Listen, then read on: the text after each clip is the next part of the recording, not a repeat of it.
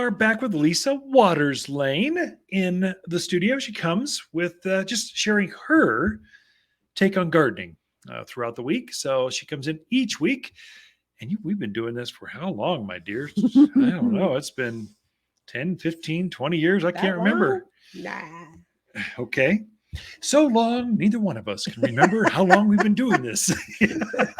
Either we're just getting old and can't remember, or it's just so time fun. flies. The seasonality just comes and goes. And It does. it is kind of nice to have January where you get a little break. There's a little bit of gardening. I'm actually doing more remodeling inside in the patio. Going to extend the patio, the driveway. Going to level out patios in the backyard. Cleaning the barbecue grill, the simple things that you normally don't do when you're out there all the time, so you can catch up on things. It's been pretty nice out. It has been. Yeah, a little bit of cold, but then it warmed right back up. I'm seeing bees are out, so honeybees have been flying around, so that means they're warm enough to at least venture out during the day. Right. I saw some moths flying around. Really? Yep, out in the front yard. So I don't know what they were doing. I don't know what kind. They were just tiny little things fluttering around. So things are kind of starting to wake up. The buds on some of the lilacs, they're looking big. Yeah. So you can tell spring's right around the corner. You can kind of, when I go out hiking and stuff, you can see the buds starting to set on the trees. And then some of the trees that wake up really early starting to get a bit of a green cast. Oh, all you gardeners, you're always looking for green. It's a month away. You already see it. So that's hope. That is hope. That's what gardeners do. That is right. I mean, gardens are the ultimate optimists. That's true.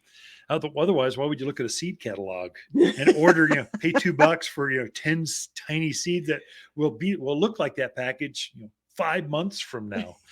So anyway, what do you got for us this week? What's going on? Sure. So still have a lot of people moving into the area, new homes going in.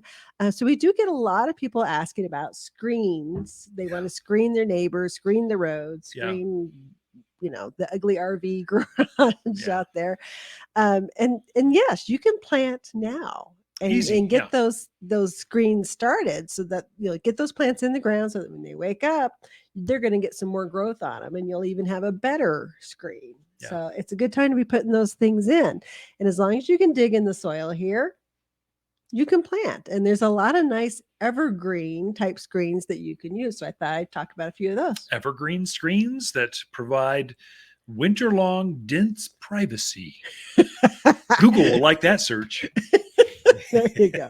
So just a couple of things to think about when you're thinking screens. Obviously, how long is the length of what you're trying to screen out?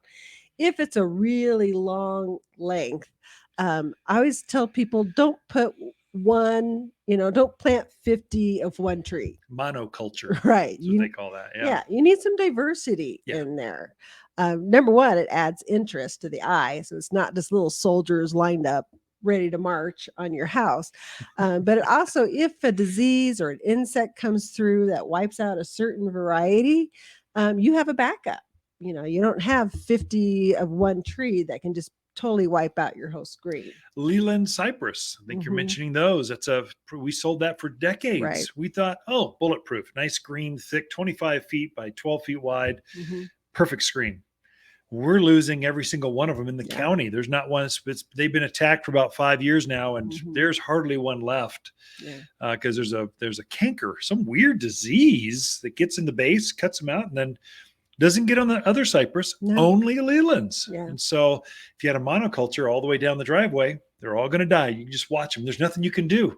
Right. We could have sent our kids to college at a nicer school, but no, we think if we'd had figured out how to solve that, but there's no cure for that. It's terrible. So it is something to just really be aware of too. Yeah.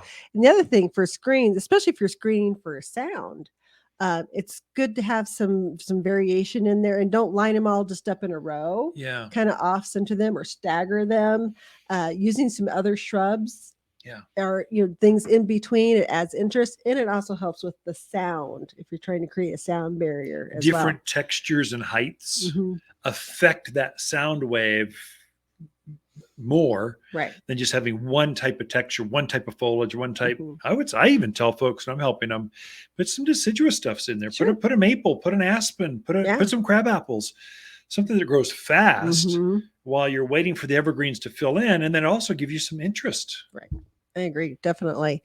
And then also just know your space that you're trying to fill, because that way we can get you the correct amount of trees and shrubs to go in there. The other thing is the height. How tall do you need it to be? Maybe you don't need a 30-foot height. Maybe you need a 10-foot height or a 15-foot height. But those are questions we're going to kind of ask you when you come in looking. We're going to say, well, how tall, how wide? So those are things to know ahead of time. Also, know how you're going to water them. Are you going to have them on a drip system? Or are you going to water by hand? Because these are living things. You can't just plant them and go, now live, because they're not going to. They have to be watered. They have to be fed and taken care of. But hugely important to your yard if you're trying to block something. So those are things to be aware of. If you don't have water out there, go with a really drought hardy, like an Arizona cypress. So those are things that are going to make a huge difference for you and how that screen performs out there. I tell folks too, take a picture. Pictures don't tell you the distance, right? But I'm trying to screen this barn my neighbors just put up. It's on my back patio. It's across the valley, whatever. I don't want to see them. Okay, we can do that. Hey, let's put one of these great big things. Let's put some smaller things over here. Yeah. So it helps us to visualize what you're trying to accomplish. Then just pace it off. Quick napkin sketch. It's 50 feet. Right. It's a whole backyard. Let's screen it all. But okay, let's start. Yeah. Yeah. So those are good things, knowledge to have before you come in. And then I thought we'd talk about some of those screens that we currently have in that would do perfect you can right plant now. Yeah, definitely. Absolutely. So the big daddy of them all, I always call it the big daddy, is the Austrian pine. Okay. Because it's a big daddy. It gets probably 35 feet tall, right? A good 15 to 20, if not even bigger, width to it. So a couple of those are going to give you a really good screen or a good base to start with. And then, like you said, put in some other trees and shrubs around it to give it a better look. So the Austrian pines are very fast growing, probably 2 feet? It's probably real. If they're happy, 18, 24 inches, pretty realistic. Yeah. So a pretty fast growing tree, nice evergreen, performs wonderfully here in this area. We also have, I was trying to think of the big ones. We also have Arizona cypress would be another big one that we do carry. It gets they're getting 30 feet tall or so, and probably 10, 15 feet wide. Yeah, 10, 12, something like that. 12. Yeah, they're pretty chubby. Yeah. Well, they're not a big chubby daddy, but they're a chubby daddy. Yeah.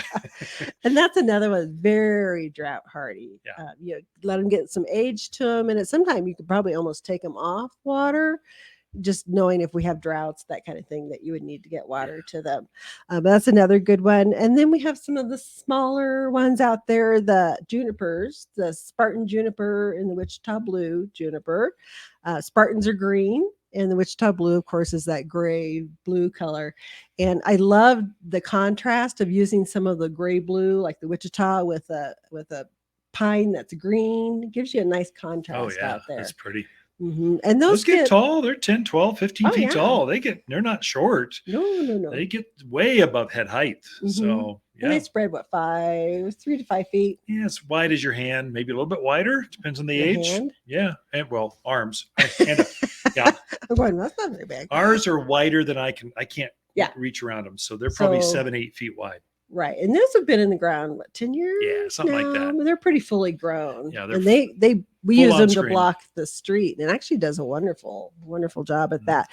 There's a blue point juniper that gets to be about the same height, but it does get wider, so it gets about 8 feet wide. Yep. So it's another one to good mix in there. And I see I'm running out of time, so I'll just list them off: Hollywood juniper, Arizona cypress, deodar cedar. All those are nice evergreens, and then photinias, cotoneasters are more leafy ones that you can also mix in as well.